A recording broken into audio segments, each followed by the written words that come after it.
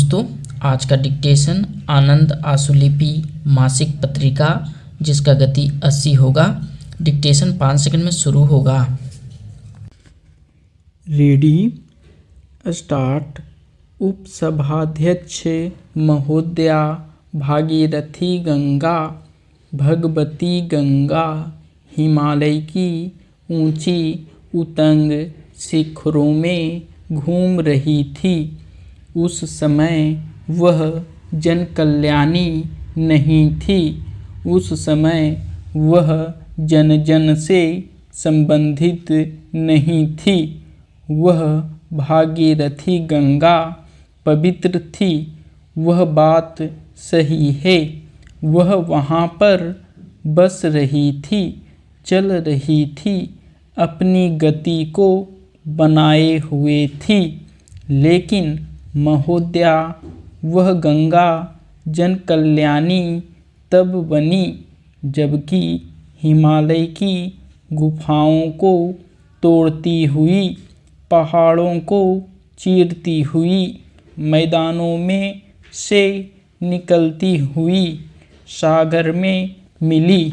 जब अथाह सागर में जाकर के गंगा मिली, तभी वह जनकल्याणी बनी और कल्याण के मार्ग को उसने प्रशस्त किया।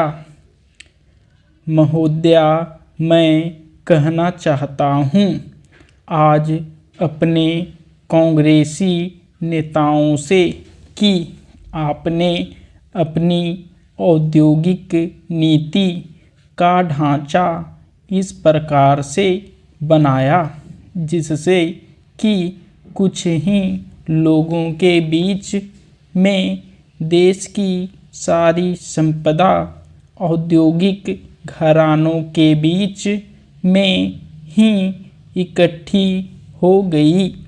यह जनकल्याणी नीति नहीं है। अगर जनकल्याणी नीति बनानी है तो आपको भागीरथी प्रयत्न करना होगा। आपको उन लोगों तक उद्योग ले जाना होगा जो गांवों में बसे हैं, जो पहाड़ों में बसे हैं और जो रोजगार के लिए आज स्वतंत्रता के बहुत वर्षों बाद भी तरस रहे हैं।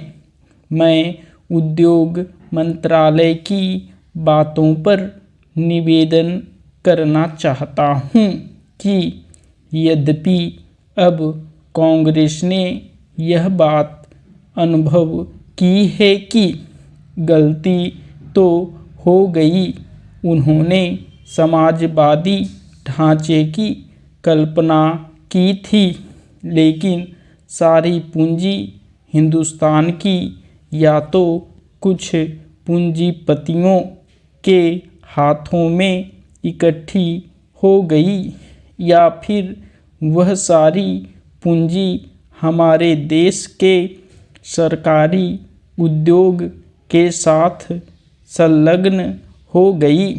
देश की कंपनी निकाय के साथ देश की संपदा जुड़ गई और बाकी का सारा देश ऐसे का ऐसा खड़ा रह गया।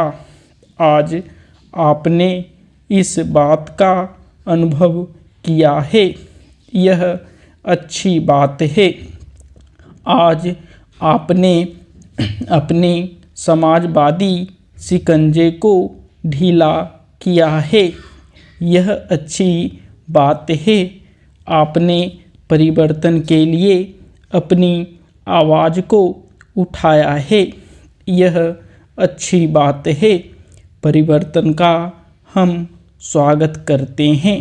हम परिवर्तनशील जगत में रहते हैं और परिवर्तन होना चाहिए, लेकिन मैं निवेदन करना चाहता हूँ महोदया कि कांग्रेस ने परिवर्तन की श्रृंखला को स्वीकार करने में बहुत समय गंवा दिया और वह बहुमूल्य समय देश की आर्थिक रचना के लिए बड़ा घातक होगा।